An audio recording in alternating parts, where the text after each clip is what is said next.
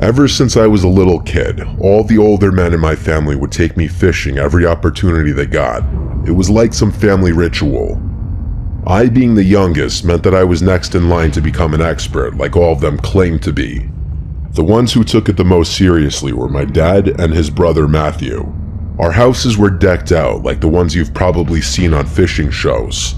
I won't go into detail, but if you took a step into my house, you'd instantly be able to tell my parents spend more time on the water than on the land. This is actually his story, not mine.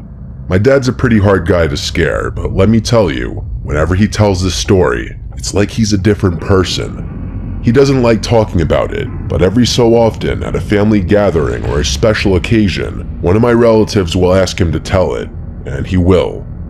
My dad's name is John. He was fishing with my uncle Matthew and their close friends Rich, Jeff, and Monty. They had set out early, before the sun had even broken the horizon, heading to a remote spot they had all agreed was prime fishing territory. This place was a couple of hours boat ride from the nearest marina, tucked away in a secluded cove-type area that few bothered to explore. It was known among them for its abundant bass and the occasional pike. The day started like any other fishing trip, with the boat cutting smoothly through the mist rising off the water, everyone sharing stories and jokes over the hum of the engine. They anchored the boat in a familiar cove, surrounded by dense forest. Monty was the first to crack open a beer, even though it was so early in the morning. My dad tells me all the time that Monty is his wild friend, the one who tends to drink a little more than he should. They fished for hours, the only sounds being the occasional splash of a lure hitting the water, and their own laughter. Oh, and the occasional crunch of empty beer cans that they were drinking like water. As the day wore on, they had their fair share of catches, each one sparking a small celebration.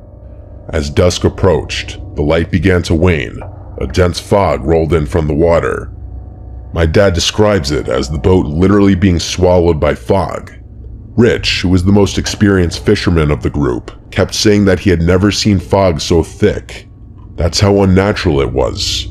Jeff, the jester of the group, was almost as drunk as Monty, both of whom were seemingly unfazed by the fog that had ensnared them. It was starting to get dark.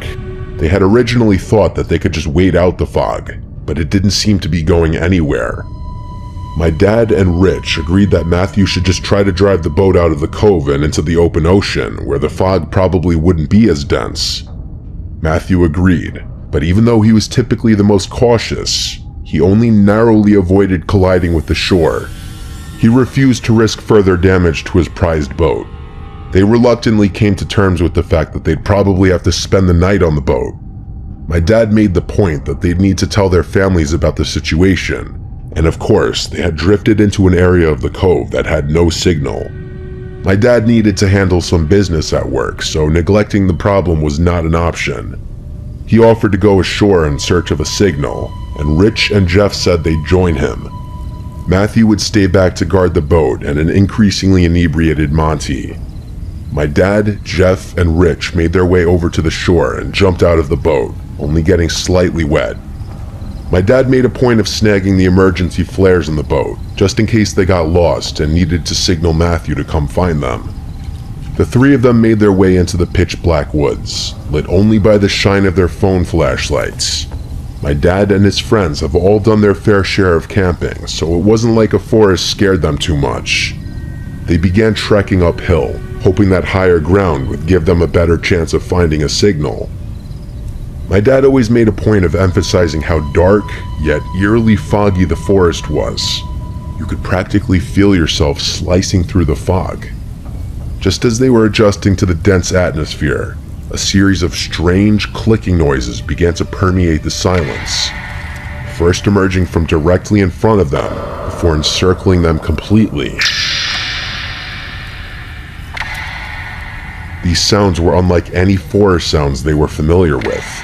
It was rhythmic yet erratic, as if someone was tapping out a code meant only for the woods themselves. The distinctiveness of the noise made one thing clear: it was human-made. The realization that they weren't alone hit them like a freight train. Rich, the most seasoned of the trio when it came to outdoor survival, whispered urgently for them to turn off their flashlights. "Don't give away our position," he hissed, with a note of genuine concern in his voice. As the light switched off, the darkness became thicker than the fog. The clicking noises stopped abruptly, replaced by a silence that seemed to weigh on their chests. Time lost meaning as they stood there, frozen, unsure of their next move. I'm sure they were all thinking the same thing. The idea that they might have stumbled upon some kind of clandestine gathering or a woods cult was terrifying. Then, as suddenly as it had stopped, the silence was broken by rustling noises, this time much closer. Then silence again, and then a guttural scream echoed through the trees. A sound so primal and full of anguish that it rooted them to the spot. Before they could process what was happening, rapid stomping noises thundered through the woods towards them. The three men took off back the way they had came. Acting on fear and pure instinct, my dad fired the flare gun behind them. The flare cut through the fog, lighting the woods up. For a moment, the woods were as clear as day, and the sight that met their eyes was nothing short of horrifying. Illuminated by the flare's red glow was a pack of more than 10 individuals dressed in what could only be described as tribal attire. Some of them brandished wooden spears, but the light from the flare only lasted a split second. Jeff screamed and almost stumbled, but Rich quickly grabbed his arm to keep him upright. My dad describes this part as the most overwhelming feeling of pure terror he has ever experienced. The forest seemed to fight against them as they fled, ducking under branches and jumping over roots. By some miracle, they emerged from the tree line, panting and disoriented but alive.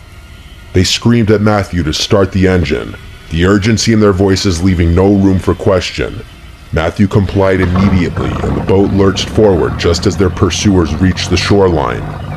In the chaos, my dad fired the last flare into the air back towards the shore. For a split second, as the flare's light pierced the fog, they saw their pursuers at the water's edge. It was freakish. There must have been at least 15 of them just standing motionless at the water's edge. The flare's light faded and it was dark again. Matthew managed to get a safe distance away and stop the boat again. After the engine was off, the only sounds were Jeff, my dad, and Rich's breathing. My dad says he wasn't able to process what had happened for nearly an hour. He was functioning off pure adrenaline and survival instincts. They ended up taking turns keeping watch while the others slept, and left first thing in the morning as soon as the fog dissipated. Funnily enough, Monty had passed out before everything went down and doesn't remember any of the details of that night.